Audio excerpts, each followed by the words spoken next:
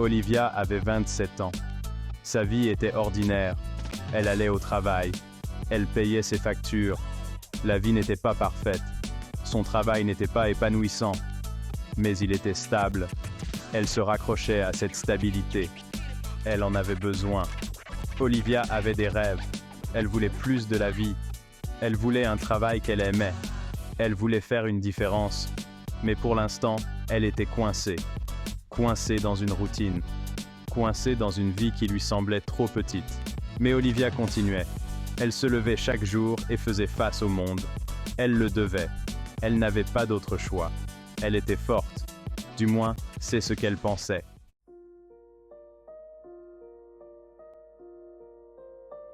Puis, un jour, tout a basculé. Un SMS, 3 courtes phrases qui ont brisé le monde d'Olivia. Son père était parti. Comme ça, sans prévenir, sans adieu. Le monde d'Olivia s'est arrêté. Tout est devenu silencieux. Elle ne pouvait plus respirer.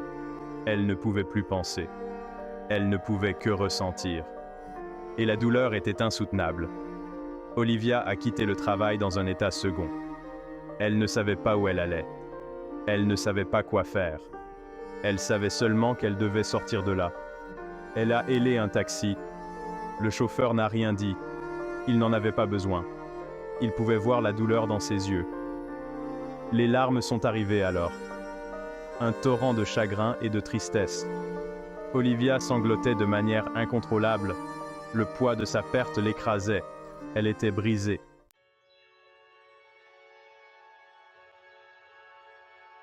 Les funérailles étaient floues. Olivia faisait les choses machinalement. Saluer les gens, accepter les condoléances. Elle se sentait engourdie, déconnectée de la réalité. Son père était parti. Elle ne pouvait pas l'accepter. Le lendemain, Olivia s'est réveillée en sursaut. La réalité de sa perte l'a frappée de plein fouet. Elle était seule, vraiment seule. La seule personne qui avait toujours cru en elle, qui l'avait toujours soutenue, était partie. Olivia a essayé de sortir du lit, mais son corps était lourd, lourd comme du plomb. Elle ne pouvait pas faire face à la journée. Elle ne pouvait pas faire face au monde, pas sans son père. Elle a pris son téléphone, une notification a clignoté sur l'écran, un email, de son travail, objet, important, concernant votre poste. Le cœur d'Olivia s'est serré. Elle le savait, tout simplement.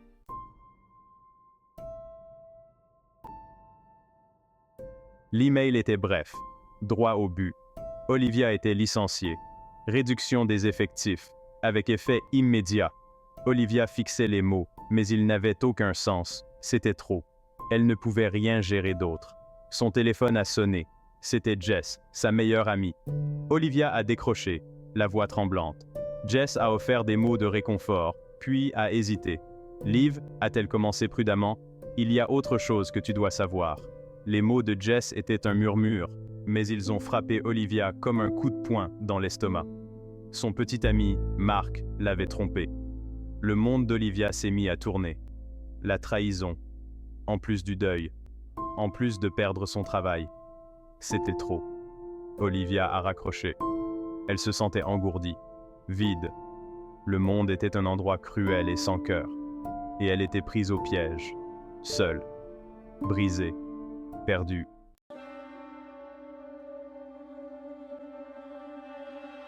Olivia s'est retirée, du monde, de ses amis, de tout ce qui lui avait autrefois apporté de la joie. Son petit appartement, autrefois un sanctuaire, est devenu sa prison. Les murs semblaient à se refermer sur elle, l'étouffant. Les rideaux étaient tirés. La lumière du jour était une étrangère, un rappel douloureux de la vie qui lui échappait. Le monde extérieur continuait. Mais Olivia était figée, prise au piège de son chagrin, incapable de s'échapper. Les jours se sont transformés en nuit. Le temps a perdu tout son sens. Olivia a cessé de se soucier, d'elle-même, de son apparence, de l'avenir. À quoi bon? Sa vie était brisée, brisée au-delà de toute réparation.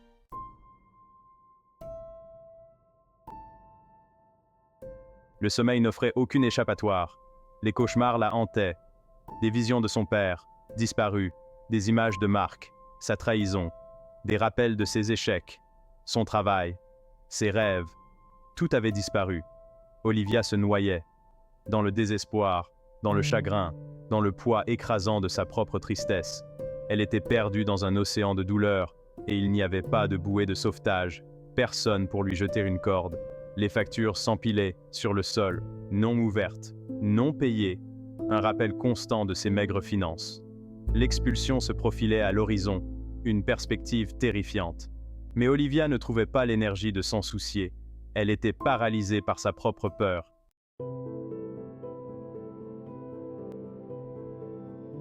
Un jour, Olivia est tombée sur une photo.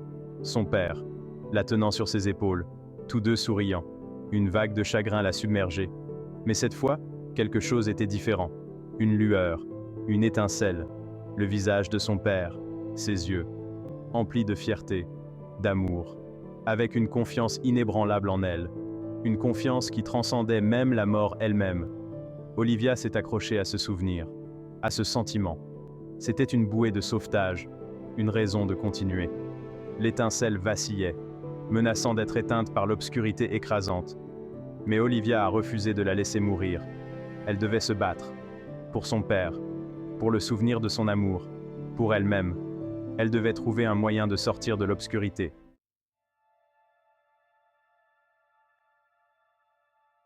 Serrant la photo contre elle, Olivia a senti une vague de détermination la submerger. Son père n'aurait pas voulu ça pour elle. Il ne voudrait pas qu'elle se noie dans le chagrin. Il voudrait qu'elle se batte, qu'elle vive, qu'elle honore sa mémoire en embrassant pleinement la vie. La pensée de lui, de sa confiance inébranlable en elle, était un phare dans l'obscurité. Il était temps d'arrêter d'exister et de recommencer à vivre.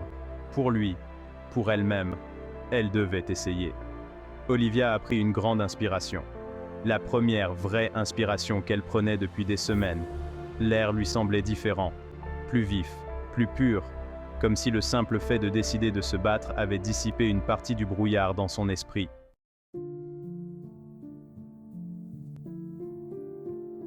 Quitter le confinement de son appartement semblait impossible. Chaque pas était un effort monumental. Mais Olivia a persisté. Elle a marché, sans but précis au début, mettant simplement un pied devant l'autre. Un flyer, collé sur un lampadaire, a attiré son attention. Groupe de soutien, faire face à la perte et au deuil. Olivia a hésité. Pourrait-elle supporter d'être entourée d'autres personnes? Pourrait-elle partager sa douleur, son histoire, avec des inconnus? Quelque chose en elle, peut-être une lueur de son ancienne personnalité, l'a poussée à aller de l'avant. Entrer dans la salle de réunion a été l'une des choses les plus difficiles qu'elle ait jamais faites. Mais la chaleur qui l'a accueillie, la compréhension dans les yeux des autres, lui ont dit qu'elle avait pris la bonne décision.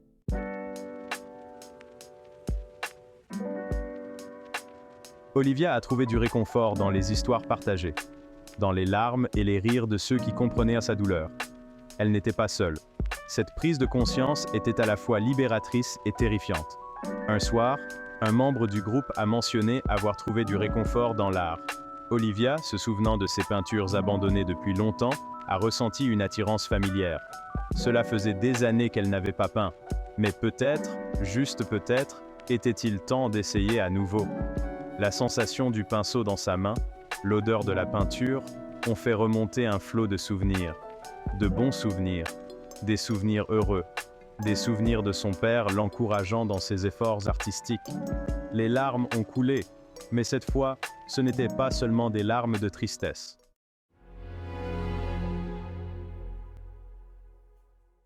Olivia a plongé son pinceau dans la peinture cramoisie profonde. Cela lui semblait symbolique, la couleur de son chagrin, de sa colère, de sa douleur. Elle a fermé les yeux et a laissé ses émotions couler sur la toile. Elle n'a pas essayé de contrôler les coups de pinceau. Elle a laissé son subconscient prendre le dessus, éclaboussant, tourbillonnant, mélangeant les couleurs avec une crudité qui l'a surprise elle-même. Les heures ont fondu. Le silence de son appartement s'est rempli des sons de sa propre création. La toile est devenue son exutoire. Un espace sûr pour exprimer le tumulte qui faisait rage en elle. Elle a peint l'absence de son père, le vide béant dans sa vie. Elle a peint la trahison, les morceaux brisés de son cœur, mais elle a aussi peint l'espoir, de petites lueurs de lumière jaillissant de l'obscurité.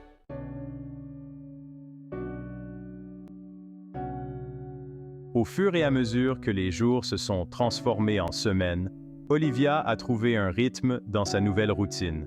Se réveiller, peindre, groupe de soutien, dormir, répéter. La simplicité était réconfortante. C'était un moyen de tenir bon, de garder la tête hors de l'eau. Ces toiles ont commencé à raconter une histoire de perte, de chagrin d'amour, de désespoir, mais aussi une histoire de résilience, de trouver la force de continuer, même lorsque tout semblait perdu. Olivia a partagé son art avec son groupe de soutien, avec hésitation au début, peur du jugement, du rejet. Mais la réaction du groupe a été extrêmement positive. Ils ont vu sa douleur, son combat, son triomphe. Ils se sont vus reflétés dans son art.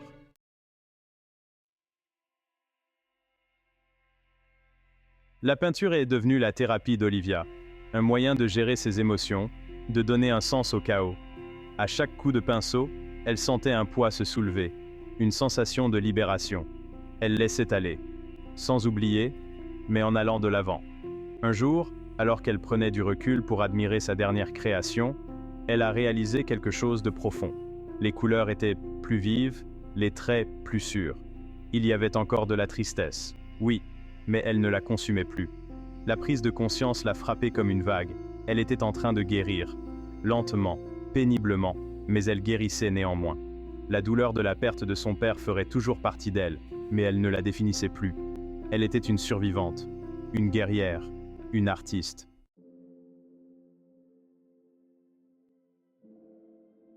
L'art d'Olivia, son histoire de perte et de résilience, s'est répandu au-delà des murs du café. Les médias sociaux sont devenus sa plateforme, ses toiles une source d'inspiration pour d'autres personnes aux prises avec leurs propres démons. Les gens se sont connectés à sa vulnérabilité, à son honnêteté, à sa capacité à trouver la beauté dans les morceaux brisés de sa vie. L'art d'Olivia est devenu un phare d'espoir, un témoignage de la puissance de l'esprit humain à surmonter les épreuves les plus inimaginables.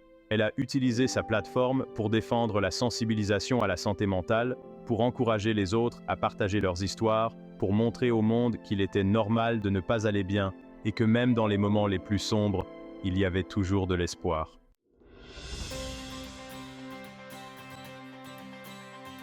Le succès de son exposition a donné à Olivia la confiance nécessaire pour postuler à nouveau à des emplois. Cette fois, elle ne s'est pas contentée de postuler à n'importe quel emploi.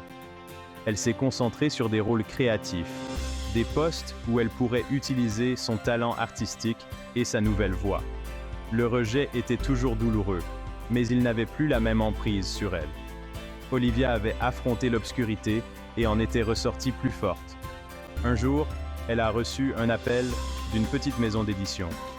Ils ont été impressionnés par son CV, son portfolio et surtout par son histoire. Ils lui ont offert un poste de graphiste. Ce n'était pas un emploi en entreprise très bien rémunéré, mais c'était une chance de faire ce qu'elle aimait, d'utiliser sa créativité pour gagner sa vie. Olivia a accepté sans hésiter. La vie n'était pas parfaite. Il y avait encore des défis, encore des moments de doute. Mais Olivia avait appris que la force ne consistait pas à être invincible. Elle consistait à se relever encore et encore, peu importe combien de fois la vie la mettait à terre. Elle avait son art, son travail et une nouvelle appréciation de la beauté simple de la vie.